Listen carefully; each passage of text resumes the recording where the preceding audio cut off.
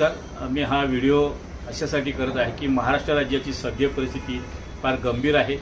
15 August 1947 साली इंग्रज गेल्यानंतर भारत संघ राज्याची आपण स्थापना केली. 26 जानेवारी 1950 साली भारत संघ राज्याला स्वतःची राज्यघटना लागू झाली. तर 1956 साली राज्य पुनर्गठन आयोगाच्या अहवालाअंतर्गत भाषावार प्रांतरचना करण्यात आली. प्रत्येक भाषक समाजाला स्वतःचे अधिकृत राज्य मिळाले.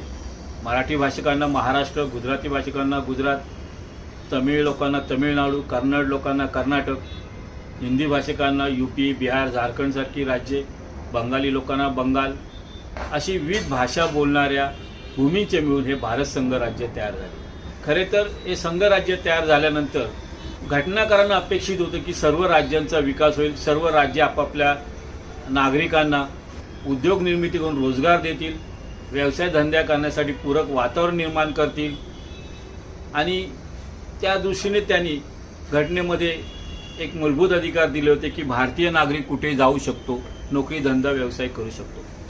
पण दुर्दैवाने ह्या 75 वर्षाच्या कालखंडामध्ये उत्तरेकडील आणि पूर्वेकडील राज्ये विकसित न झाल्यामुळे त्यातील राज्यांनी राजकारण्यांनी त्यांच्या राज्यांमध्ये उद्योग निर्मिती न केल्यामुळे व्यवसाय धंद्यासाठी पूरक वातावरण निर्मिती करू शकत नसल्यामुळे त्यातील अशिक्षित लोकांसह सुशिक्षित लोकही विस्थापित होऊ लागले.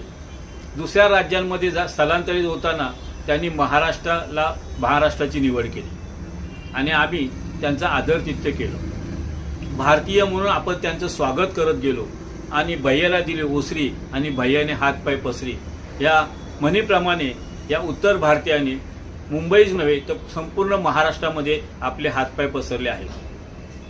आज परिस्थिती अशी आहे की या महाराष्ट्रामध्ये मराठी टक्का 60पर्यंत घसरलेला आहे आणि येत्या काळामध्ये येत्या 10-20 वर्षामध्ये तो 50% घसरला तर उद्या विधानसभेमध्ये अमराठी लोकप्रतिनिधींची संख्या वाढलेली असेल. आजही ज्या मुंबईसाठी आपण 107 जणांचे बलिदान दिले त्या मुंबईच्या महानगरपालिकेमध्ये 80 अधिक अमराठी नगरसेवक निवडून आले आणि ही सर्व मराठी लोकांना धोक्याची सूचना आहे. जर आज आपण जागे झालो नाही आणि या विषयाकडे गंभीरपणे पाहिले नाही तर येणाऱ्या काळामध्ये आपल्या मुलांना महाराष्ट्रातूनच विस्थापित व्हावे लागणार आहे. शेजारच्या गुजरात राज्याची वक्रदृष्टी या मुंबईवर आहे. पहिल्यापासून 1960 सालापासून गुजराती लोकांची मुंबईवर वक्रदृष्टी आहे. त्यावेळी आपण केलेल्या रक्तरंजित आंदोलनामुळे मुंबई आपल्याकडे आली होती, पण तो राग अजून ते लोक विसरलेले नाही आणि आज दिल्लीच्या माध्यमातून त्यांनी आपल्यावर अतिक्रमण केलं आहे. आज आपल्या महाराष्ट्रामध्ये विविध विषयांमध्ये आपल्याला भांडत ठेवून मुंबईमधले उद्योग बाहेर गेले आहेत. मुंबईमध्ये रोजगार नसल्यामुळे आज ग्रामीण भागातील लोक मुंबईमध्ये येत नाही आहेत. परिणती मुंबईचं महत्त्व दिवसेंदिवस कमी होत चाललं आहे. तर ही मुंबईचा जो महसूल आहे तो आज त्या महसुलावर महाराष्ट्र राज्याचा अर्थसंकल्प उभा राहतो. जर उद्या मुंबई महाराष्ट्रापासून वेगळी केली तर उर्वरित महाराष्ट्राचा महसूल काय असेल आणि तेथील राजकारणी काय त्यांच्या लोकांसाठी विकास प्रकल्प राबवतील ही विचार करण्यासारखी गोष्ट आहे.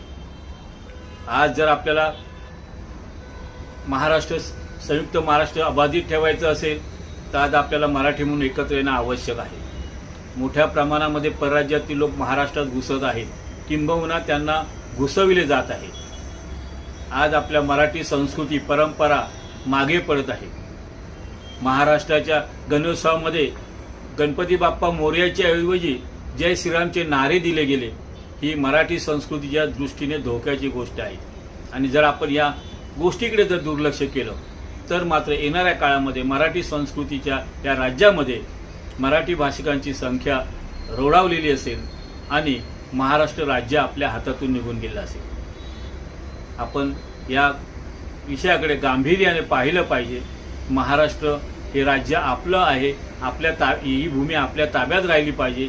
जर भूमी आपल्या ताब्यात असेल तर आपली भाषा इथे टिकेल, आपली संस्कृती इथे टिकेल. अन्यथा महाराष्ट्राला आपल्याला गमवावं लागणार आहे.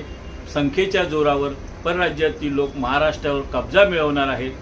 हा धोका जर आपण आज ओळखून जर संघटित झालो नाही आणि मुंबईसह महाराष्ट्र वाचवा कृती समितीच्या अभियानामध्ये सामील झालो नाही तर मात्र येणारा काळ फार कठीण असेल.